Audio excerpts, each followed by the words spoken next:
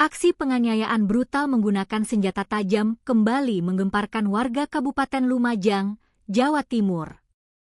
Pihak kepolisian dari Polsek Lumajang Kota bergerak cepat meringkus seorang pemuda berinisial Muhammad Ali Yusuf alias Mei yang masih berusia 23 tahun.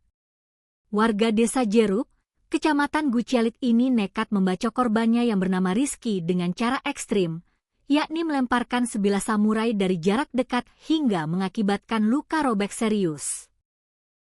Tragedi berdarah yang terjadi di kawasan Jalan Pier Tendean, Kabupaten Lumajang, pada Rabu malam, 15 Juli 2026 ini diduga kuat dipicu oleh konflik asmara yang pelik alias cinta segitiga. Kapolsek Lumajang Kota, Ibtu Zainul Abidin, membenarkan adanya insiden tersebut. Berdasarkan hasil pemeriksaan awal, pelaku dirundung cemburu buta karena meyakini bahwa korban sering mengganggu perempuan yang menjadi tunangannya. Polisi menjelaskan, pusat dari pusaran konflik ini melibatkan seorang perempuan berinisial N, seorang janda berusia 26 tahun. Berdasarkan pengakuan dari korban, perempuan tersebut merupakan kekasihnya. Namun di sisi lain, N ternyata juga berstatus sebagai tunangan resmi dari pelaku yang memicu benturan ego di antara kedua pria tersebut.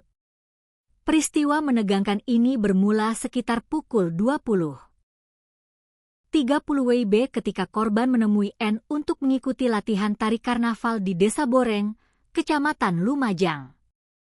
Selepas latihan sekitar pukul 22 WIB, korban berboncengan dengan N menggunakan motor Yamaha Vision untuk mencari tempat kos ke arah Kecamatan Sukodono.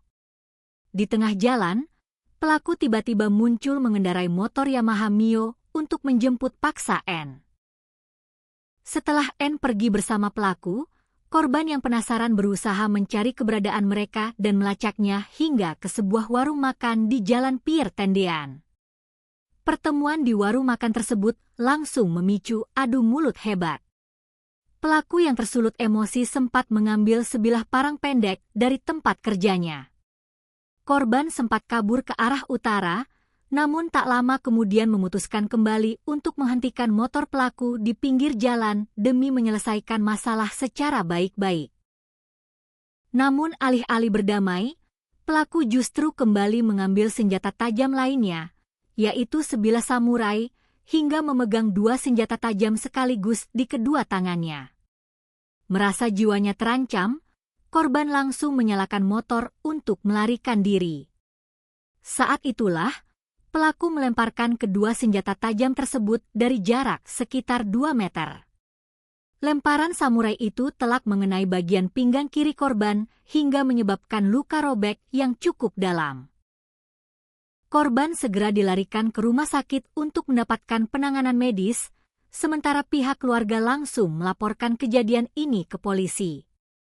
Saat ini, penyidik masih terus mendalami kasus tersebut untuk mengumpulkan alat bukti lengkap serta memeriksa sejumlah saksi agar seluruh rangkaian peristiwa dapat terungkap secara utuh di persidangan.